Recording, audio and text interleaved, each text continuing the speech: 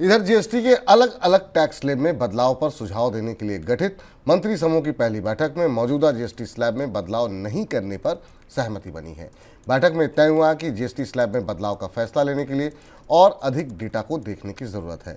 गुरुवार को हुई बैठक में इस बात पर भी चर्चा हुई कि हेल्थ इंश्योरेंस के प्रीमियम पर जीएसटी की दर को घटाया जाए या नहीं। बीमा प्रीमियम पर जीएसटी की दर को घटाने के मुद्दे को जीएसटी की फिटमेंट कमेटी के पास अब इसे भेजा जाएगा।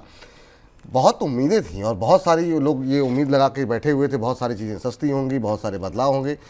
वजह क्या रही और क्यों नहीं बदली गई जीएसटी की स्लैब? जी देखिए, अगर आप देखें तो कर्नाटक के जो वित्त मंत्री थे, पश्चिम बंगाल के जो वित्त मंत्री थे, उनका साफ कहना था कि अभी किसी भी तरीके के बदलाव की जरूरत नहीं है। जो 5 स्लैब हैं, जिसमें एक 0% की स्लैब है, उसके बाद 4 स्लैब और हैं, इनमें किसी भी तरीके के बदलाव की जरूरत नहीं। अगर कोई बदलाव करना है तो उससे पहले डेटा को बारीकी से जांचना, समझना, परखना जरूरी है। और एक चीज़ ये भी सामने आई कि कुछ और मांगे थी, जैसे कि इंश्योरेंस पर जीएसटी घटाया जाए या और बाकी मुद्दों पर भी बातचीत कही गई, लेकिन अभी भी वहाँ पर कोई निर्णय नहीं आया। वो फिटमेंट कमेटी का मामला है, तो वो फिटमेंट कमेटी को भेजा गया, वहाँ से सिफारिशें आएंगी तब पता चलेगा। तो फिलहाल जो भी कोशिशें थी कि रैशनलाइजेशन होगा, रेट में बदलाव होंगे, कोई एक बीच की रेट निकाली जाएगी, तर्कसंगत किया जाएगा पूरे जीएसटी के स्ट्रक्चर को, ऐसा फिलहाल कुछ नहीं है। अभी ये गाड़ी फिलहाल के लिए ऐसे ही आगे बढ़ गई है। बड़ी उम्मीद थी नेचुरल गैस को लेकर के कि चलिए ठीक है, पर अभी पेट्रोल डीजल तो नहीं आ सकता, कम से कम नेचुरल गैस से शुरुआत होगी कि जीएसटी के दायरे में आएगा। उस पर कहीं कोई बात होती हुई दिखाई नहीं दी। जी बिल्कुल, अभी उस पर भी कहीं किसी तरीके की कोई बात होती दिखाई नहीं दी गई है।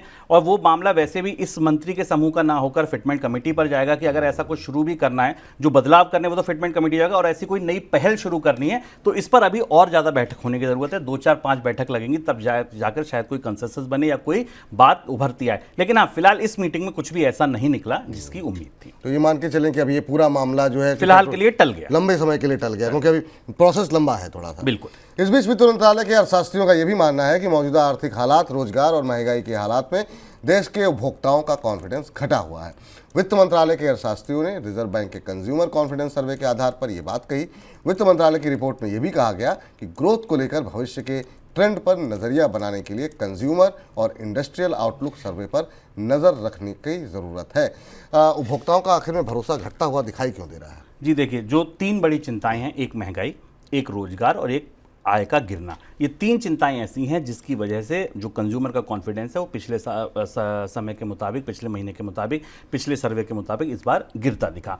मैन्युफैक्चरिंग में ग्रोथ है, जीएसटी का नंबर आप देखिए तो वहाँ पर बेहतर नंबर आते दिख रहे हैं। टैक्स कलेक्शन आपको अच्छे दिखेंगे, इकोनॉमिक की जो सिचुएशन है ओवरऑल वो आपको बेटर दिख सकती है। लेकिन ये जो 3 चिंताएं मैंने आपको बताई, आय का घटना, रोजगार और इन्फ्लेशन, कि लोगों के पास ये कॉन्फिडेंस नहीं है कि हमारी नौकरी आगे रहेगी या नहीं रहेगी। हम अगर अभी कोई बड़ी खरीद करें तो क्या हमारी आय इसी जिस स्तर पर है ये बढ़ेगी महंगाई के साथ साथ या नहीं बढ़ेगी।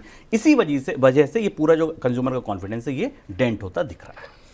चलिए अब रुख कर लेते हैं आज की सबसे बड़ी खबर का।